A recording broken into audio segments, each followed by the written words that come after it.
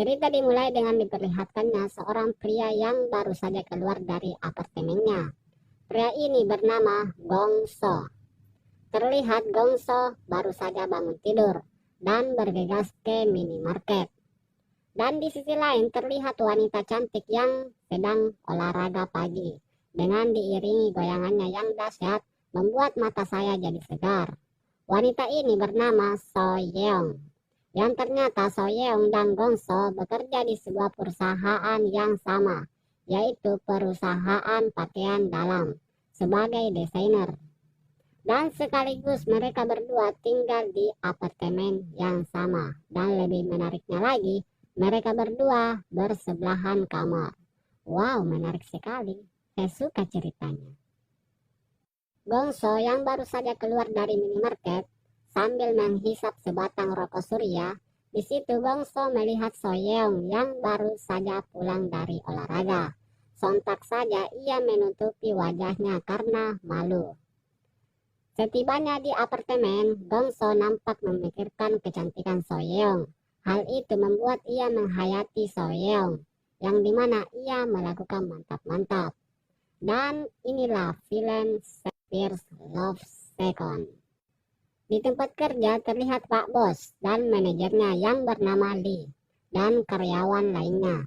Di tempat kerja Gongso bertugas sebagai desainer. Dan tak lama kemudian muncullah So Yeong dengan membawa produk barunya. Kemudian So Yeong melaporkan hasil jualannya ke Pak Bos. Di sisi lain Gongso sedang membersihkan patung. Akan tetapi jari telunjuknya tersangkut di sela-sela goa patung tersebut. Hal itu membuatnya terasa malu. Lalu Gongso pamit keluar ke apotek. Saat Gongso mengobati jarinya, terdengar suara dari semak-semak pohon. Saat dia periksa, ternyata sebuah kotak tua. Ia pun mengambilnya. Saat dibuka, terdapat surat dan sebuah gelang. Ia pun membaca surat tersebut. Di surat itu tertulis yang artinya gelang ajaib ini akan membuat wanita jatuh hati denganmu, tapi dengan syarat penggunaan yang berlebihan dapat membahayakanmu dan orang lain. Setelah ia baca, ia berpikir bahwa ini adalah prank dari orang lain. Akan tetapi ia melihat gelang itu bagus. Ia pun memakainya. Saat ia gunakan, Gongso merasa dirinya ia pria paling keren di kota tersebut. Di tempat kerja terlihat So Yeong sedang mendandangi seorang wanita yang bernama Nona Zu. Ia adalah foto model di perusahaan tersebut. Setelah foto, Nona Zu pun kembali ke rumahnya dengan berjalan kaki karena rumahnya dekat dari tempat kerjanya. Akan tetapi ia diikuti oleh dua bocil. Dan ternyata dua bocil ini ingin mengajak Nona Zu untuk minum-minum. Dan di sisi lain Gongso melihat Nona Zu. Gongso berniat ingin membantu. Akan tetapi ia ragu dikarenakan ia melihat dua bocil itu memakai alat pukul. Namun sebagai pemeran utama di film ini, ia pun menunjukkan dirinya. Saat dua bocil itu ingin memberikan pukulan, seketika itu gelang Gongso mengeluarkan cahaya yang membuat bocil itu tiba-tiba terdiam. Ia telah menumbangkan dua bocil itu. Nona Zu pun menghampirinya dan berterima kasih.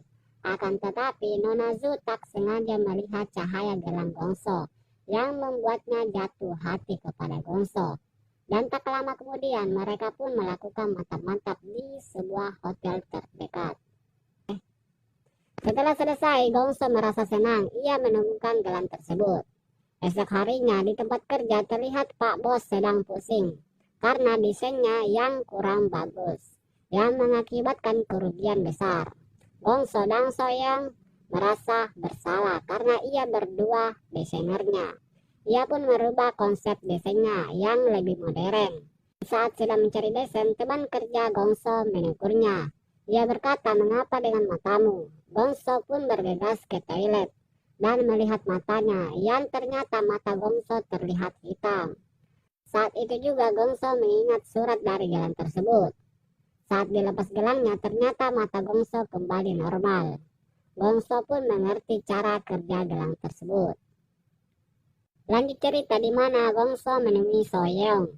Ia mengajak Soyeong untuk makan malam, akan tetapi Soyeong menolak karena ia ingin pergi mencari bahan pakaian dalam. Malam pun tiba, di mana terlihat Gongso sedang di tempat kerja, di mana ia menyelesaikan desain barunya yang membuatnya lembur. Setelah itu Gongso menunggu kepulangan Soyeong di depan apartemennya.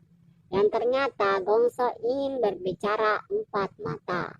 Sesampainya di dalam, ternyata Gongso memberikan sebuah cincin kepada Soyeong sebagai tanda cintanya kepada Soyeong. Akan tetapi Soyeong menolaknya. Saat Gongso ingin kembali ke kamarnya, Gongso meminjam toilet Soyeong. Di dalam toilet, Gongso ingin memakai gelangnya, bertujuan agar ia merasakan gua milik Soyeong. Akan tetapi Gongso berpikir lagi. Ia tak mau menggunakan metode tersebut untuk mendapatkan hati Soyeong. Scene berpindah di mana Gongso menemui wanita yang ternyata itu adalah mantan bosnya sekaligus saingan perusahaannya. Terlihat ibu bos marah akan kedatangan Gongso. Saat ibu bos mendekat, seketika itu ibu bos berubah sifatnya menjadi. Dan tak lama kemudian mereka berdua melakukan mantap-mantap. Setelah selesai, Gongso ternyata mengambil file desain mantan bosnya itu. Lalu esok harinya Gongso memberikan desain tersebut ke bosnya, yang membuat Pak Bos kagum dengan Gongso. Di sini Pak Bos tidak mengetahui asal-usul desain tersebut. Pak Bos hanya mengira bahwa itu karya Gongso. Scene berpindah, di mana Gongso mengintai Soyeong. Dan tak lama kemudian muncul pria tua yang sedang mabok dan mengganggu Soyeong. Hal itu membuat Gongso ingin membantunya, akan tetapi ia ditikung oleh Lee. Setelah itu Lee memberikan sebuah kalung ke Soyeong. Gongso yang melihat itu nampak cemburu. Lalu Lee mendapatkan sebuah telepon darurat yang ternyata itu perbuatan dari Gongso. Lalu Gongso menghampiri Soyeong dengan memakai gelangnya, yang membuat Soyeong terpesona dan memberikan ciuman hangat untuk Gongso. Hal itu membuat Gongso mengeluarkan mimisan. 제가 하고 휴가 빠르냐 이제 그놈으로 타투.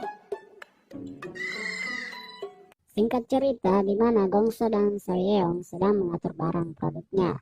Di situ mereka berdua saling mengobrol. Saat asik mengobrol, tiba-tiba ada telepon, dan ternyata itu adalah Lee.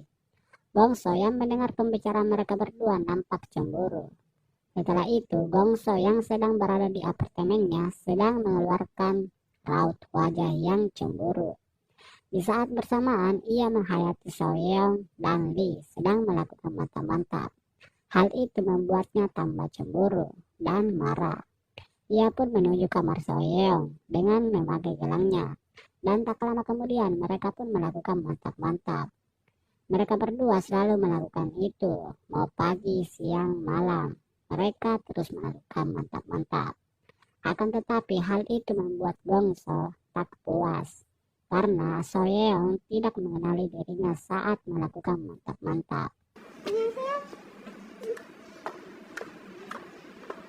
Gongso yang terus mencintai Soyeong, ia pun memutuskan untuk tidak menggunakan gelang tersebut. Ia pun merubah pola hidupnya, yang dimana ia lebih rajin dan tepat waktu saat bekerja, dan lain-lain. Hari demi hari, Soyeong yang melihat kebiasaan Gongso semakin tertarik dengan Gongso. Dan pada suatu hari di mana perusahaannya mendapatkan klien, yang ternyata Gongso memberi kejutan buat Soyeong.